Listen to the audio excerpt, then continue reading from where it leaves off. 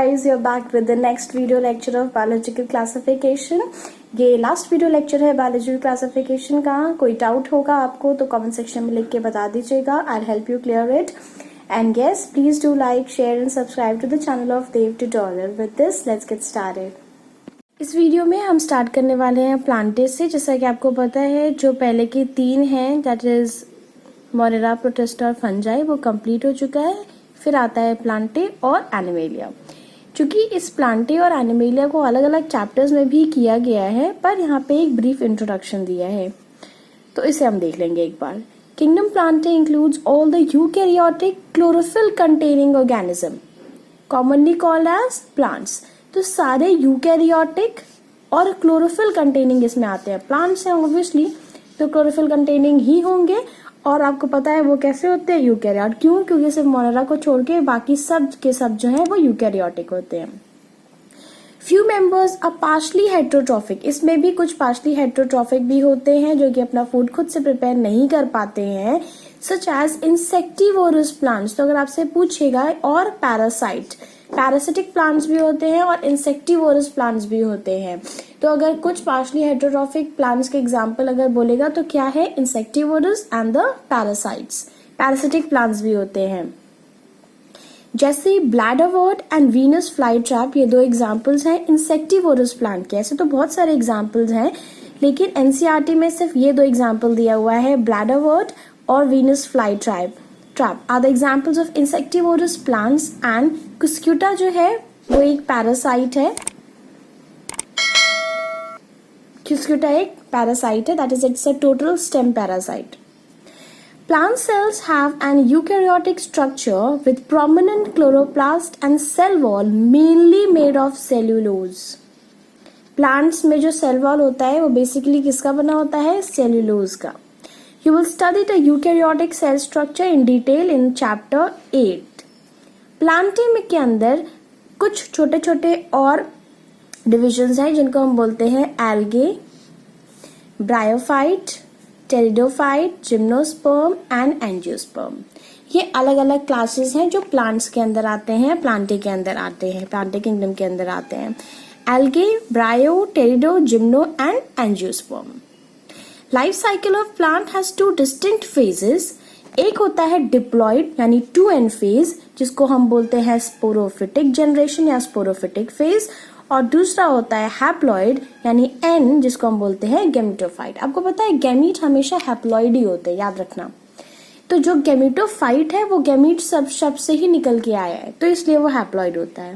That alternates with each other. और यही जो स्पोरोफाइट है और गैमेटोफाइट है ये एक दूसरे के साथ अल्टरनेट करते रहते हैं, एक दूसरे के साथ बदलते रहते हैं. जैसे गैमेटोफाइट जो स्पोरोफाइट गैमेटोफाइट में चेंज हो जाएगा, फिर गैमेटोफाइट जो है वो स्पोरोफाइट में चेंज हो जाएगा. ये साइकिल इंटरचेंजेबली जो है वो चलती रहती है दोनों के बीच में ही.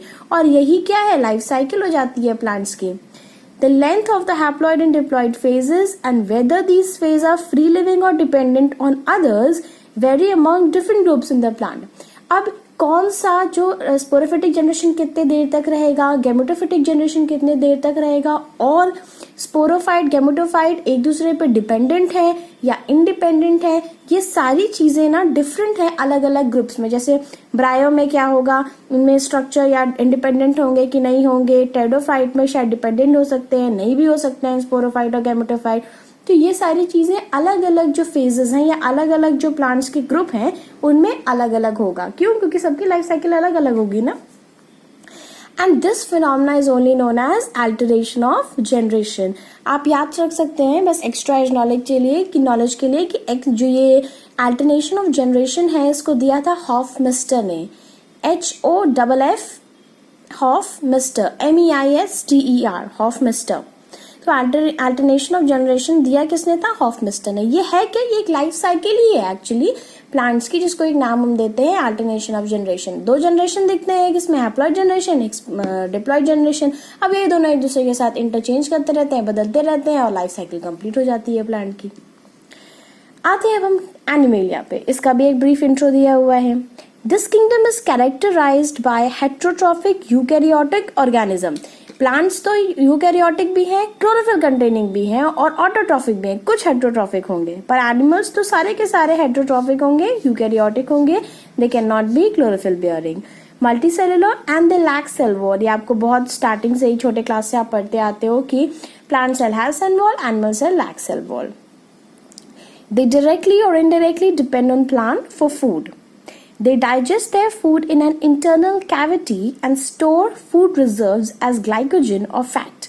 ये अपने फूड को ना एक इंटरनल कैविटी में लेके जाते हैं, वहां पे ही जो है इस फूड को पूरा का पूरा डाइजेशन होता है और फूड स्टोर होता है in the form of glycogen और फैट। इनका मोड ऑफ न्यूट्रिशन क्या है? होलोजोइक। होलोजोइक होता है जिसमें हम खाने को कोर के फॉर्म में गल्प करते हैं, लेते हैं। होलोजोइक मोड ऑफ न्यूट्रिशन क्या है? जैसे आप रोटी का टुकड़ा अंदर लेते हो, वही क्या है? होलोजोइक है। Bye injection of food, food को अंदर इनटेक करते हैं, इंजेस्ट करते हैं अंदर। They follow a definite growth pattern and grow into adults that have a definite shape and size.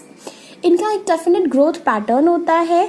ये जो है वो सबसे पहले एक जुवेनाइल फेज में होते हैं, फिर रिप्रोडक्टिव फेज में आते हैं, फिर सेनेसेंट फेज में आते हैं। इनका भी वैसे ही होता है जैसे प्लांट्स का होता है, एक डेफिनेट ग्रोथ होती है इनकी भी। Higher forms show elaborate sensory and neuromotor mechanisms. जो स्मॉल जो कि बहुत जैसे आप पोरिफेरा, सिलेंट्रेटा, इन सब के बारे में बात करेंगे तो फिर इनमें जो ये डेवलपमेंट होता है सेंसरी और न्यूरोमोटर, ये उतना मतलब डिफाइंड नहीं होता, उतना प्रॉपर नहीं होता। पर जैसे जैसे आप हायर लेवल्स में चल जाते हैं, जैसे आप एव्स की बात कर लीजिए, आप एम्फीबियंस की बात कर लीजिए, आप रेप्टाइल्स की बात कर लीजिए, आप ह्यूमंस की बात कर लीजिए, कॉर्डेट्स की बात कर लीजिए, इन सब में जो ये न्यूरोमोटर मैकेनिज्म है या सेंसरी मैकेनिज्म है, ये बहुत ज़्यादा इलैबोरेट डेवलप्ड हो जाता है। और सबसे ज़्यादा ये मैकेनिज्म किसके में है? हमारे में है। हम किस में आते हैं? कॉर्डेट्स में आते हैं। कौन से क्लास में आते हैं? मैमेलिया में आते हैं। ठीक। The sexual reproduction is by copulation of male and female. Male और फीमेल के बीच में कॉप्युलेशन होता है, उनके सेक्स ऑर्गन पार्टिसिपेट करते हैं और उसके बाद जो है वो जाइगोट का फॉर्मेशन हो जाता है। वही चीज क्या हो जाता है? वही स्टेज हो जाती है जिसमें एम्ब्रियोलॉजिकल डेवलपमेंट होता है। Salient features of various phyla are described in the chapter 4, जो कि आपका एनिमल किंगडम है। ठीक, इसमें हमने प्लांट और एनिमल किंगडम के बारे में एक ब्रीफ पढ़ा। अब हम आते हैं एक ऐसे चीज पे जिसको विटेकर ने अपने 5 किंगडम क्लासिफिकेशन में इंक्लूड ही नहीं किया। Whittaker did not included viruses, viroids, prions and lichens in his 5 kingdom of classification. And what is the reason behind him not including these viruses, viroids, prions and lichens in the 5 kingdom classification is we'll get to know now. In the 5 kingdom classification of Whitaker, there is no mention of lichen and some acellular organisms. बहुत important line है। Viruses are acellular like viruses, viroids and prions. All of us who have suffered the ill effects of common cold or flu know what effect viruses can have on us even if we do not associate it with our conditions. Common flu बहुत लोगों को हुआ होगा, सबको life में एक बार होता है, बहुत लोगों को कई साल में ही कितने बार हो जाता है। तो हमें पता है कि वायरसेस का क्या इफेक्ट होगा, पर जब हम इस समय इस चीज़ को पढ़ रहे हैं तो शायद हम जिंदगी में कभी वायरसेस के इफेक्ट को कभी दोबारा से भूल नहीं पाएंगे। This is not just limited to common cold and something else. अगर नेक्स्ट ईयर ये बुक पब्लिश होगी तो डेफिनेटली इस बुक में कोरोना वायरस का जिक्र, कोविड-19 का जिक्र जरूर होगा, because it is just no one can expect a virus to be such harmful, to such an extent harmful. तो अब तो हम समझ ही सकते हैं कि एक छोटे से वायरस का जो दिखता भी नहीं है और माइक्रोस्कोप से भी उसका मेजरमेंट बहुत बहुत बहुत छोटा है, could cause so much hazardous effect on the whole world actually. तो आपको पता ही है, virus did not find a place in classification since they are not considered truly living. If we understand living as those organisms that have a cell structure, अगर हम living उसको कहते हैं जिसमें एक प्रॉपर सेल स्ट्रक्चर होता है, तो उस बिहाफ पे उस पॉइंट को जो है वो मानते हुए सेल्स जो वायरसेस हैं वो ए सेलुलर हैं और ट्रूली लिविंग है ही नहीं। जिनके पास प्रॉपर सेल स्ट्रक्चर होगा वो ही लिविंग होंगे। अगर इस बात को हम मानते हैं, और चूंकि हम मानते ही हैं, तो वायरसेस के पास एक प्रॉपर सेल स्ट्रक्चर नहीं होता, उनके पास सेल नहीं होता, वो ए सेलुलर होते हैं, इसीलिए ट्रूली लिविंग नहीं है। और विटेकर ने सिर्फ और सिर्फ लिविंग चीजों को ही इंक्लूड किया था, जो ट्रूली लिविंग नहीं है उनको इंक्लूड नहीं किया था। And that is the only reason that Whittaker did not included viruses in his 5 kingdom classification. समझ में आ गया? The viruses are non-cellular without cell organisms that are characterized by having an inert crystalline structure outside the living cell. एक inert crystalline structure होता है इनके पास living cell के बाहर। ये खुद non-cellular होते हैं। अब समझना, once they infect a cell, they take over the machinery of the host cell to replicate themselves, killing the host. अब जब ये एक्टिव तब होते हैं जब ये किसी दूसरे सेल को इन्फेक्ट करते हैं। अब जब ये दूसरे सेल को इन्फेक्ट करते हैं तो उस सेल के अंदर जिसको इन्होंने इन्फेक्ट किया होता है ये पूरी मशीनरी को टेक ओवर कर लेते हैं। जैसे कि समझो कोई नौकरानी गई किचन में खाना बनाने के लिए, किचन तो मालिक का ही है, पर जब जितने टाइम नौकरानी जा रही है वो पूरा का पूरा किचन उसका हो जाता है किचन उसका नहीं। She doesn't belongs to that house even, but when she is in the kitchen, that kitchen belongs to her. वो पूरा का पूरा काम अपने ऊपर ले लेती है। सब कैसे बनना है, कैसे बाहर जाना है, कैसे सबको प्लेट करके देना है, ये सारा काम फिर वो मेड करती है। सिमिलरली वायरस भी दूसरे के ही सेल में जाते हैं, दूसरे के ही सेल को इन्फेक्ट करते हैं, पर जब इन्फेक्ट कर रहे होते हैं तो वो पूरी मशीनरी को रेप्लिकेट जो है वो टेक ओवर कर लेते हैं, जो भी रेप्लिकेशन होता है।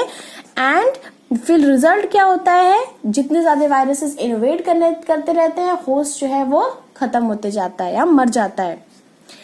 Would you call viruses living or non-living? The name virus, that means venom, a poisonous fluid, was given by Pasteur. जो वायरस का नाम है वो किसने दिया था? पैस्चर ने दिया था, जिसका मतलब होता है वेनोम और poisonous fluid. D J Ivanovsky recognized certain microbes as causal organisms of mosaic disease of tobacco. ये जो है वो मोजाइक डिजीज ऑफ टोबैको में इन्होंने जो है एक जो है वो माइक्रोब को डिस्कवर किया था। TMV यही है, टोबैको मोजाइक वायरस, जो कि जो है वो मोजाइक डिजीज ऑफ टोबैको को कॉज कर रहा था। These were found to be smaller than bacteria because they passed through bacteria proof filters. और इन्होंने क्या देखा इसके साथ ही कि ये जो साइज में बहुत ही छोटे थे, even smaller than the bacteria, क्योंकि ये बैक्टीरिया प्रूफ फिल्टर्स को भी ये क्रॉस कर गए थे। अगर बैक्टीरिया के साइज से बड़े या उनके बराबर होते तो ट्रैप हो जाते, पर उनको भी क्रॉस कर गया। That means they are very smaller than the size of even bacterias. M.W.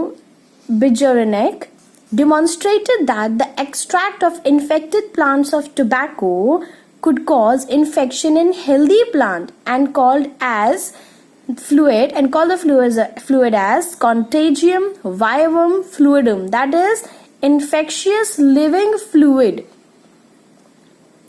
देखो, जो एक्सट्रैक्ट है इन्फेक्टेड प्लांट का, टोबैको का, जो टोबैको प्लांट इन्फेक्ट हुआ है उसका जो एक्सट्रैक्ट है, अगर हम उसको निकाल करके किसी हेल्दी प्लांट में डाल देंगे तो वो भी प्लांट इन्फेक्ट हो जाएगा। मैंने बोला ना, वो जिस भी आप होस्ट में डालोगे वो वहां के पूरी मशीनरी को टेक ओवर कर लेगा रेप्लिकेट करने के लिए, और अपने नंबर को एक्सट्रीमली जो है वो बढ़ा देगा। अल्टीमेटली उस प्लांट की डेथ भी हो जाएगी। इसीलिए इसको हम बोलते हैं लिविंग फ्लूइड, जो कि पॉइजनस है, that is contagium vivum fluidum. तो ये किसने दिया था? बिजोनिक ने दिया था। और सबसे पहले जो मोजाइक डिजीज था टोबैको का, वो इवानोविस्की ने डिस्कवर किया था, टोबैको मोजाइक डिजीज जिसको हम बोलते हैं। स्टैनली ने M.W.M. स्टैनली 1935 में, ये इंपॉर्टेंट है जिसका ईयर भी आप याद रख सकते हो, वायरसेस क्रिस्टलाइज्ड हो सकते हैं, और क्रिस्टल्स जो है वो लार्जली प्रोटीन्स की बनी होती हैं उनकी। स्टैनली ने सबसे पहले जाकर फर्स्ट टाइम जो है वो वायरसेस को क्रिस्टलाइज किया, क्रिस्टल फॉर्म में कन्वर्ट किया, और ये जाना कि जो क्रिस्टल बन के निकल रहा है उनका क्रिस्टलाइजेशन के बाद, दैट इज मोस्टली प्रोटीन। तो the crystals of viruses are basically largely proteins and they are inert outside their specific host cell. ये आप अभी तक देख ही चुके हैं। अगर वो होस्ट सेल के बाहर है तो वो डेड है, इनर्ट है, इनएक्टिव है, कोई काम नहीं करेगा। वो एक्टिव तभी होता है जब वो किसी दूसरे होस्ट सेल के मशीनरी को टेक ओवर करता है। वायरसेस ऑब्लिगेट पैरासाइट्स होते हैं, बहुत इंपॉर्टेंट लाइन है, मतलब कि वो दूसरे पे ही डिपेंडेंट हैं। अगर दूसरा वहां प्रेजेंट नहीं है, they can not survive, that means they are dead. इसीलिए बोलते हैं कि वायरसेस ट्रूली लिविंग नहीं होते। क्यों? क्योंकि लिविंग होने के लिए उनको किसी दूसरे साथी की जरूरत है जिसके अंदर वो जाएं और रेप्लिकेट हो, तब वो लिविंग है। पर अगर वो सेल से बाहर है किसी और के, तो वो उस टाइम पे डेड है।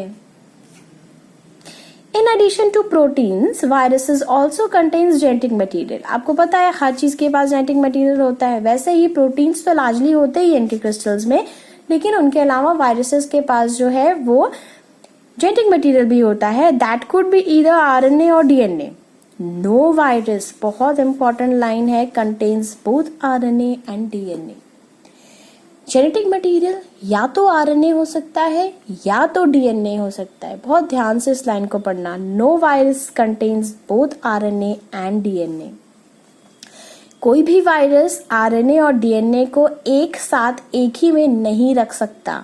वायरस एक न्यूक्लियो प्रोटीन है and the genetic material is infectious. मतलब न्यूक्लिक एसिड है प्लस प्रोटीन है। न्यूक्लिक एसिड में कौन सा हो सकता है? या तो आरएनए या तो डीएनए। और जेनेटिक मटेरियल जो है वो उसका इन्फेक्शियस होता है। वही जेनेटिक मटेरियल जो है वो इन्फेक्शियस होता है इसका। In general viruses that infect plants, बहुत इंपॉर्टेंट है, याद रखेंगे। जनरली जो है एक्सेप्शंस हैं इनमें, जो वायरसेस प्लांट्स को इन्फेक्ट करते हैं वो सिंगल स्ट्रैंडेड होते हैं, एक स्ट्रैंड के, एक लड़ी के आरएनए होते हैं वो। और वायरसेस जो एनिमल्स को इन्फेक्ट करते हैं वो या तो सिंगल और डबल स्ट्रैंडेड आरएनए हो सकते हैं, नहीं तो double stranded DNA. Single stranded DNA नहीं होते।